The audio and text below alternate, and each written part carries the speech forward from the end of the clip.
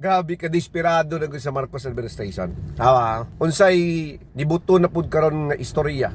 Nga naa na daw kuno ni gawas na ang warrant of arrest versus former President Rodrigo Roa Duterte. Buyawa no? Mauna nga murag mabu ang nakaroon ang Marcos administration sa pagpangitag pamaagi.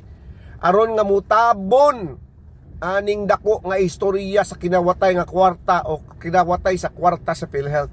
PhilHealth pa lang na napay 5 nga petisyon nga nakaroon sa Korte Suprema.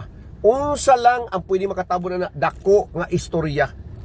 Mao na ni karon ICC warrant of arrest versus Rodrigo Duterte. Ang kulbaan ni, kung tinuod ni, siyempre dakpo ng tiguang. Pagdakot sa former President Rodrigo Duterte, kaya lagi na ko na warrant of arrest, kung makagubot, ay ini kagubot na rason ang Marcos administration nga mo deklara og martial law. Pagkatibay sa himuong senaryo sa kasamtangang administrasyon. Kalata wa mi nangatulog, di mi bugo, di pud mi tanga.